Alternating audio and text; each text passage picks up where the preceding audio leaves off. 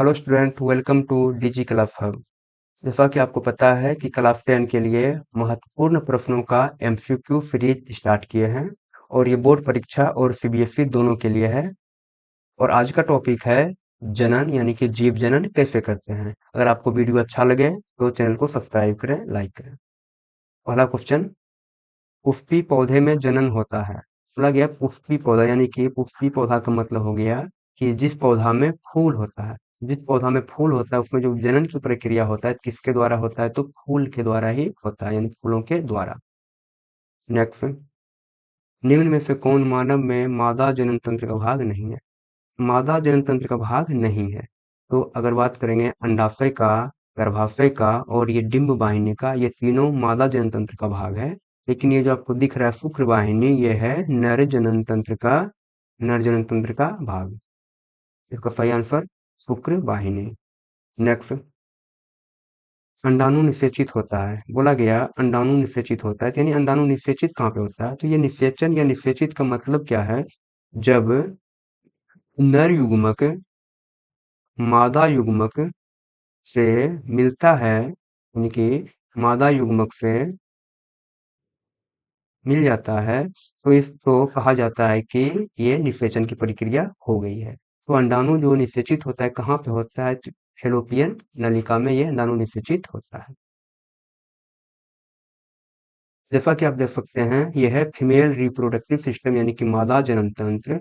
और जो आपको जो ये वाला जो पार्ट दिख रहा है इसे जो बोला जाता है योनि, और इसको बोला जाता है ग्रीवा या गर्भाशय ग्रीवा। और आपको ये जो पार्ट दिख रहा है, ये पार्ट इसको बोला जाता है गर्भाशय, ये है गर्भाशय। और आपको ये जो नलिका की तरह इधर भी दिख रहा है और इधर भी दिख रहा है, इसे बोला जाता है फेलोपियन ट्यूब। क्या बोल देंगे इसको, फेलोपियन ट्यूब। और आपको ये जो पार्ट दिखा ये है अंडाशय। तो अंडाशय से अंडाणु निकल करके फेलोपियन ट्यूब में आता है और यहाँ पे ये रुका रहता है फेलोपियन ट्यूब में।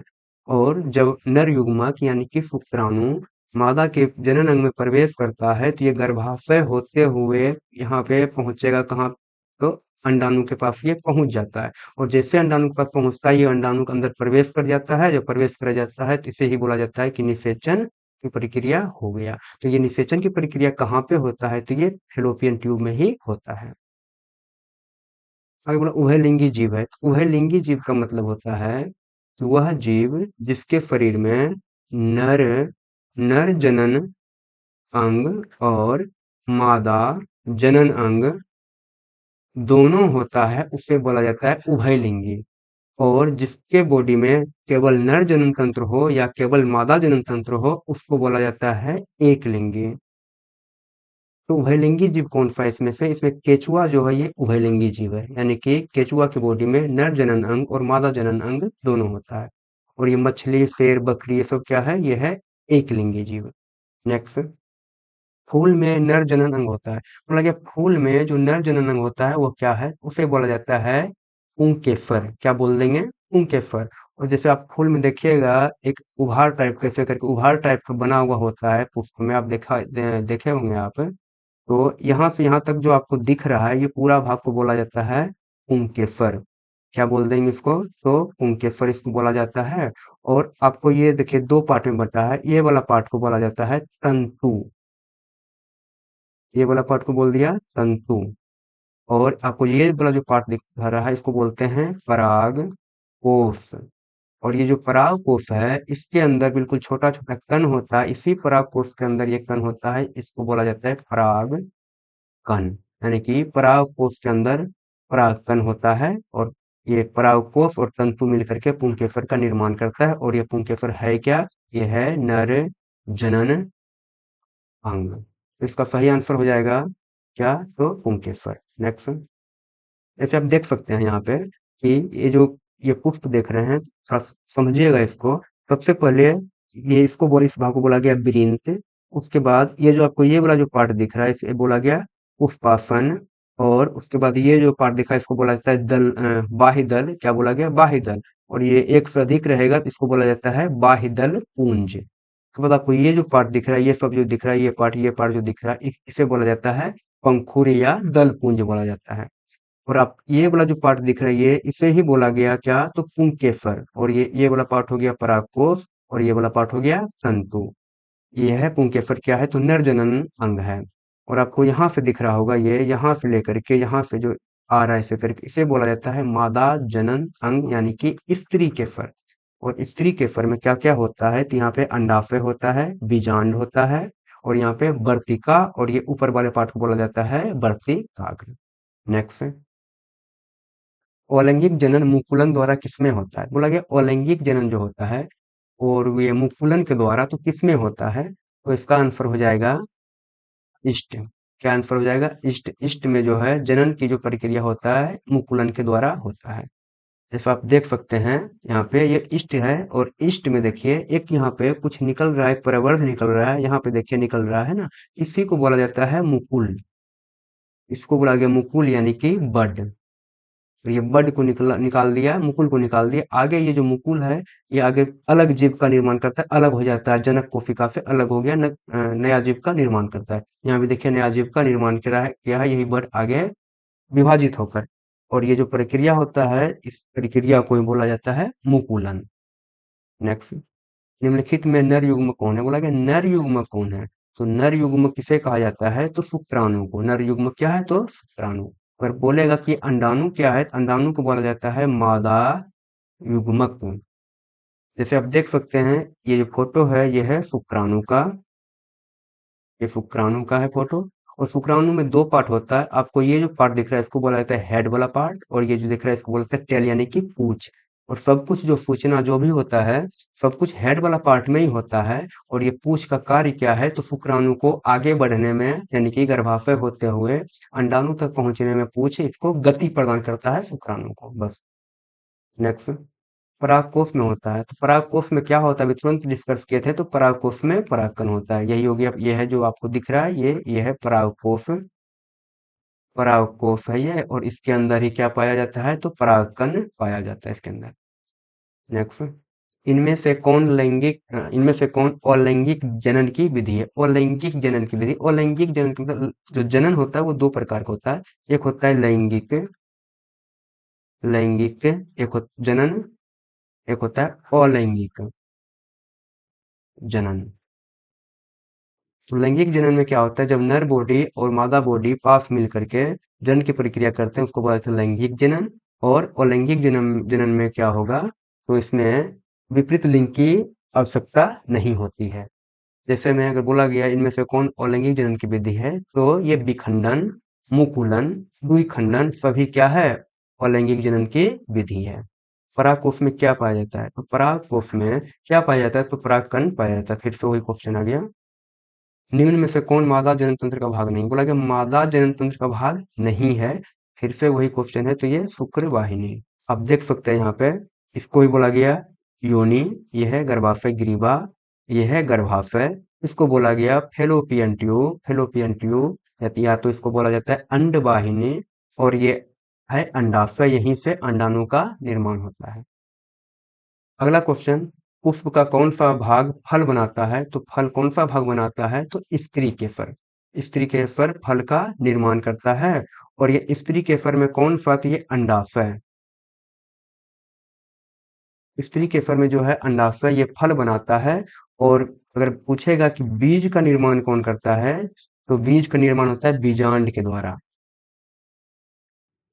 अगला क्वेश्चन, हाइड्रा में प्रजनन किस विधि से होता है? तो ये जो हाइड्रा एक जंतु है इसमें जो है प्रजनन किस विधि से होता है तो इसे बोला जाता है मुकुलन। किस विधि से होगा तो मुकुलन की विधि से। मुकुलन का मतलब अगर हम बात करेंगे हाइड्रा का, अगर हाइड्रा का हम बात करेंगे तो इसमें होगा क्या हाइड्रा यहाँ पे एक छोटा सा उभार निकालता है। इसे ही बोला जाता है, इस उभार को बोला जाता है मुकुल यानी कि बड बोला जाता है। और ये आगे चल करके ये दो भाग में ये नया जीव में विकसित हो जाता है। इस प्रक्रिया को बोलते हैं क्या मुकुलन। जिसमें आप देख सकते हैं ये हाइड्रा है और ये हाइड्रा अगला फोटो में देखिए इसमें ये थोड़ा सा उभार निकाल रहा है। इसे ही बोला जाता है क्या मुकुल बोलते हैं इसको। आगे थोड़ा और विकसित हो गया इसका मुकुल और विकसित हो गया यहाँ पे। और आगे फिर क्या हुआ तो इसके बॉडी से यानी कि जनक कोशिका से, जनक बॉडी से ये अलग होकर के एक नया जीव का निर्माण किया, नया नया हाइड्रा का निर्माण करता है। इसे ही बोला जाता है मुकुलन। तो याद रखिएगा। अगला क्वेश्चन, शुक्राणु का निर्माण किसमें होता है? तो ये जो शुक्राणु है, शुक्राणु किसे बोलते हैं? तो ये नर युग्मक है और इसका निर्माण होता है विरिफन में। कहाँ पे होगा निर्माण? तो विरिफन में। अंडाशय में किसका निर्माण होता है? तो अंडाणु का निर्माण होता है अंडाशय में। गर्भाशय में क्या होता है? तो गर्भाशय में भ्रूण का पोषण होता है, यानी कि भ्रूण का विकास होता है। और मूत्राशय में क्या है? तो मूत्र कुछ टाइम तक जमा रहता है, स्टोर रहता है। जैसे आप देख सकते हैं, ये जो आपको ये वाला जो पार्ट दिख रहा है, यही है टेस्टिज यानी कि ब्रीफन। ये क्या है? तो ये है ब्रीफन और यहीं पे शुक्राणु का निर्माण होता है। और इस वाले पार्ट को बोला जाता है पेनिस यानी कि शिश्न। और आप देख सकते हैं इसे बोलते हैं प्रोस्टेट ग्लैंड और यह है मूत्राशय। नेक्स्ट, अलैंगिक जनन मुकुलन द्वारा किसमें होता है? बोला गया अलैंगिक जनन जो है मुकुलन द्वारा किसमें होता है? तो अभी हम बात किए थे, एक हाइड्रा में होता है, एक किसमें होता है? तो हाइड्रा में होता है, इंपॉर्टेंट है। और एक होता है ईस्ट में, ये भी इंपॉर्टेंट है। ईस्ट में भी मुकुलन के द्वारा ही होता है जनन। और पूछा जाएगा कि ये ईस्ट है क्या? ईस्ट होता है कवक। ईस्ट क्या है? कवक है। अगला क्वेश्चन कि भ्रूण को माँ के रुधिर से ही पोषण मिलता है, यानी कि भ्रूण यानी कि जो गर्भाशय में जो बिल्कुल छोटा होता है बच्चा, तो उसे बोला जाता है भ्रूण। तो माँ के रुधिर यानी कि माँ के ब्लड से ही इसको पोषण मिलता है। इसके लिए एक विशेष संरचना होती है, जिसे क्या कहा इसे जिसे कहा जाता है प्लेसेंटा। यानी कि प्लेसेंटा जो है वो माँ के गर्भाशय से और भ्रूण के शरीर से जुड़ा होता है, और जिसके द्वारा बच्चे को भ्रूण को पोषण मिलता है गर्भाशय के अंदर। जैसा कि आप देख सकते हैं, ये ये गर्भाशय के अंदर है, और ये जो आपको ये नलिका के टाइप का ये दिख रहा है, इसे ही बोला जाता है प्लेसेंटा। नेक्स्ट, पुष्प का नर जननांग कहलाता है, यानी कि पुष्प का जो नर जननांग है उसको क्या कहलाता है? तो पुंकेसर कहलाता है। एक लिंगी पुष्प के उदाहरण बोला गया, एक लिंगी पुष्प के उदाहरण है, यानी कि वैसा फूल जिसके अंदर क्या हो? केवल नर युग्मक हो या मादा युग्मक हो, यानी कि नर जनन अंग हो या मादा जनन अंग हो। इसका आंसर हो जाएगा पपीता। पपीता कैसा है? तो एक लिंगी होता है। बाकी सरसों, गुड़हल ये सब क्या है? द्विलिंगी, द्विलिंगी पुष्प होता है। अंडाणु निषेचित कहाँ से होता है? तो अंडाणु निषेचित कहाँ से होता है? फिर से वही है, तो ये फेलोपियन नलिका से। जैसे आप देख सकते हैं यहाँ पे भी, तो यहाँ से ये अंडाशय है, ये और ये फेलोपियन ट्यूब है, ये है अंडाशय। अंडाशय से यहाँ पे देख सकते हैं कि अंडाणु निकला। अंडाणु निकलने के बाद क्या हुआ? तो इसके अंदर ये आपको दिख रहा है, ये शुक्राणु आकर के मिला। जब शुक्राणु इसके अंदर आकर के मिला, तो इसे ही बोलते हैं फर्टिलाइजेशन, यानी कि निषेचन। इसको बोल दिए निषेचन। और आगे चल करके ये आगे जब निषेचन की प्रक्रिया हो जाता है, तो फिर ये क्या चीज का निर्माण करेगा? तो इसे बोलते हैं जाइगोट। फिर ये आगे चल करके ये जाइगोट जाइगोट आगे चल करके कहाँ आएगा? तो ये गर्भाशय की दीवार से यहाँ आके चिपक जाएगा और यहाँ से भ्रूण का विकास होता है। पुष्प का नरभाग है, तो यानी कि बोला गया पुष्प का नरभाग है, तो ये क्या है? पुष्प का नरभाग को पुमंग भी कहते हैं, पुंकोफर को पुमंग भी कहते हैं। पुष्प का नरभाग पुमंग। बीज से नवोद्भिद पादप विकसित होने की क्रिया क्या कहलाती है? यानी कि जो बीज होता है और उससे जो नया जैसे नया पौधा विकसित होता है, विकसित होने की क्रिया को क्या कहते हैं? उसे कहते हैं अंकुरन। क्या बोलेंगे? अंकुरन। जैसा देख सकते हैं यहाँ पे, आप देखिए ये बीज है और बीज ये क्या हुआ? तो अंकुरन, बीज में अंकुरन हुआ, अंकुरन होकर के ये नया जीव विकसित कर रहा है। किस प्रकार के अलैंगिक जनन में जनक के शरीर से कलिका निकलती है? तो किस प्रकार के अलैंगिक जनन में जनक के शरीर से कलिका निकलेगी? तभी बात किए थे, मुकुलन में होता है ऐसा, मुकुलन में। नेक्स्ट, तने द्वारा कायिक प्रवर्धन किसमें होता है? तो तना के द्वारा कायिक प्रवर्धन, कायिक प्रवर्धन प्रवर्धन का मतलब होता है कि अगर पौधे को किसी भाग से काट करके मिट्टी में लगा दिया जाए, तो नया जीव का वहां से निर्माण हो जाता है। जैसे आप लोग देखे होंगे गुलाब, गुलाब में भी कायिक प्रवर्धन होता है। जैसे आलू देखे होंगे, आलू को अगर खेत में लगा दिया जाता है ना, तो नया जीव का निर्माण करता है, नया आलू का पौधा का निर्माण करता है। इसे बोला जाता है कायिक प्रवर्धन। तो ये पुदीना में भी होता है, हल्दी में भी और अदरक में भी होता है, यानी इनमें से सभी। नेक्स्ट, नर युग्मक कहलाते हैं। तो नर युग्मक जो है तो क्या कहलाते हैं? नर युग्मक इसे बोला जाता है शुक्राणु। नर युग्मक को शुक्राणु बोलते हैं, मादा युग्मक को अंडाणु बोलते हैं। नेक्स्ट, इष्ट किस वर्ग का एक कोशिकीय जीव है? इष्ट जो है किस वर्ग का है? इष्ट एक कोशिकीय जीव है। और ये ईस्ट किस वर्ग का है, तो ये कवक वर्ग का है। पुष्प के केंद्र में अवस्थित मादा जननांग है, क्योंकि पुष्प के केंद्र में अवस्थित मादा जननांग को क्या कहते हैं, इसे बोला जाता है स्त्री केसर। स्त्री केसर मादा जननांग और पुंकेसर हो गया नर जननांग। जैसे आप देख सकते हैं इसको, ये जो पार्ट आपको ग्रीन वाला जो पार्ट दिख रहा है, इसको यहाँ दिखाया गया है, इसे बोला जाता है मादा जननांग। और सबसे बीच में जो आपको दिख रहा है ये वाला पार्ट, ये है अंडाशय। अंडाशय के अंदर की है बीजांड, ये बीजांड है। और इसको बोला गया वर्तिका, इसको बोला गया वर्तिका, और इसको बोला जाता है वर्तिकाग्र। और ये वाला जो आप पार्ट देख रहे हैं, ये किसका पार्ट है, ये है पुंकेसर का, यानी कि नर जननांग का पार्ट है। और ये ऊपर वाला जो पार्ट दिख रहा है, इसको बोलते हैं परागकोश। और ये जो कण आपको दिख रहा है, यही है परागतन। तो परागतन कहाँ पे अवस्थित होता है, तो परागकोश में। और नीचे वाला जो पार्ट दिख रहा है ग्रीन वाला, इसे बोलते हैं फिलामेंट, यानी कि तंतु। उभयलिंगी जंतु निम्न में से कौन है, तो उभयलिंगी जंतु जो है निम्न में से कौन है, तो केचुआ। केचुआ उभयलिंगी जंतु है। द्विखंडन किसमें होता है, तो द्विखंडन किसमें होता है, तो ये द्विखंडन अमीबा में होता है। यानी कि द्विखंडन अमीबा में होता है, यानी कि एक अमीबा टूट करके दो नया जीव का निर्माण करता है, इसे ही बोलते हैं द्विखंडन। जैसे देख सकते हैं यहाँ पे ये जनक कोशिका है, ये जनक अमीबा है। और यहाँ पे कोशिका में विभाजन हो रहा है, विभाजन होने के बाद दो नया अमीबा का निर्माण कर दिया गया, इसे ही बोलते हैं द्विखंडन।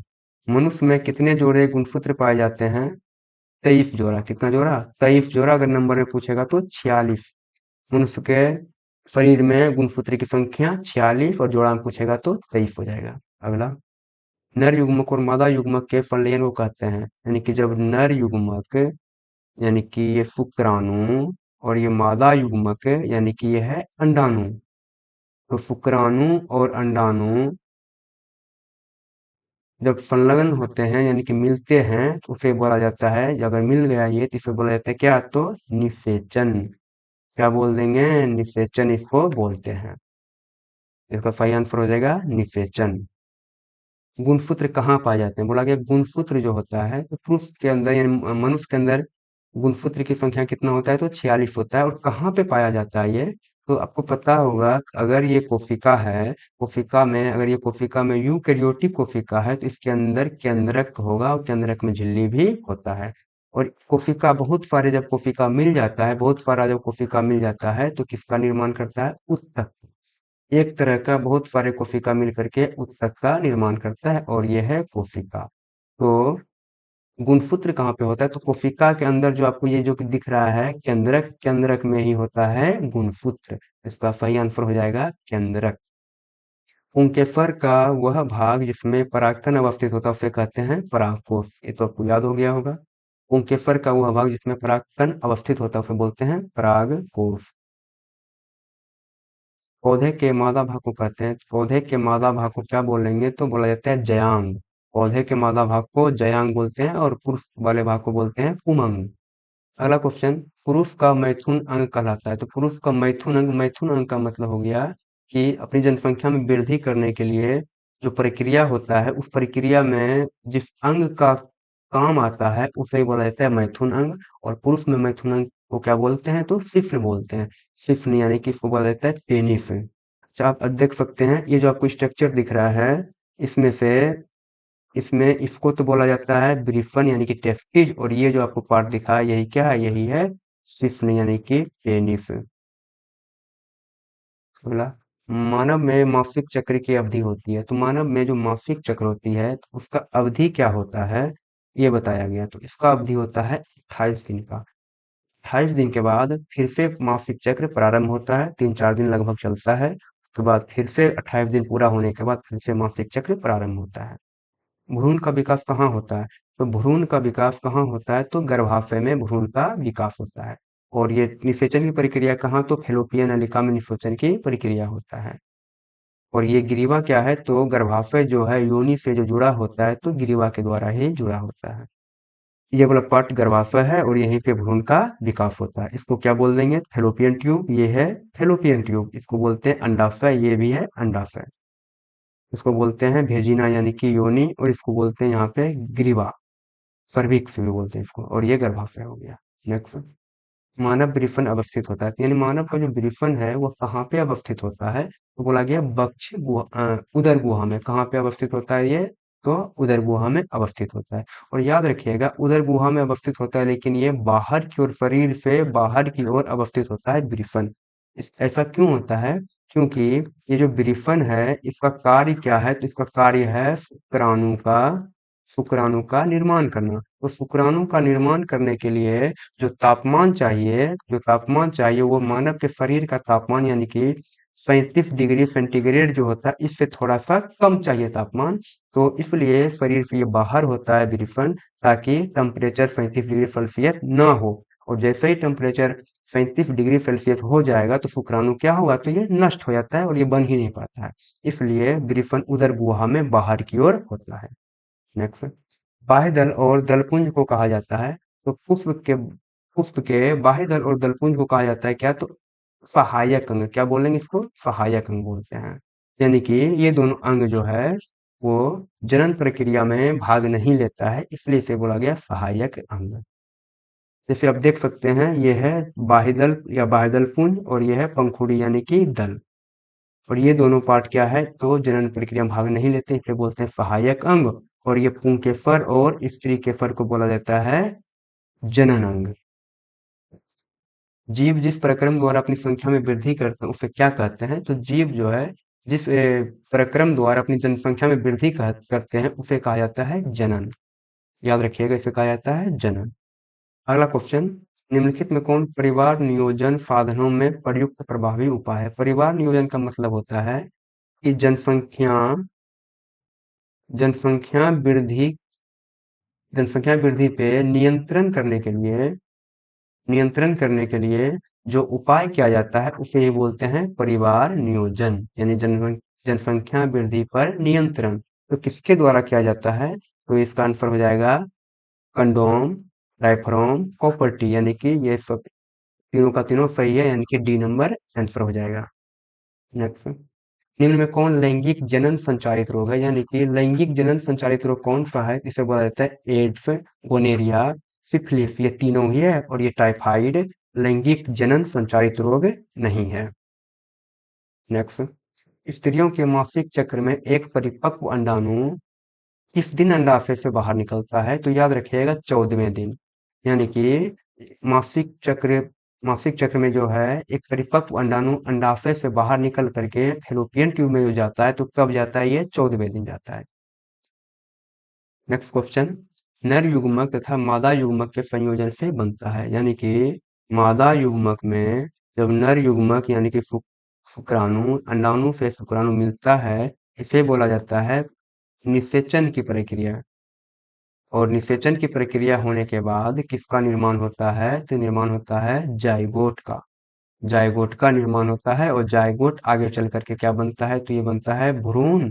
और भ्रूण आगे चल करके क्या बनता है, तो ये बनता है शिशु। नेक्स्ट, मानव मादा के जनन तंत्र का भाग नहीं है, लेकिन मानव मादा के जनन तंत्र का भाग नहीं है, तो ये हो जाएगा शुक्र वाहिनी। अगर आपको वीडियो अच्छा लगा हो तो चैनल को सब्सक्राइब करें, वीडियो को लाइक करें। Thank you.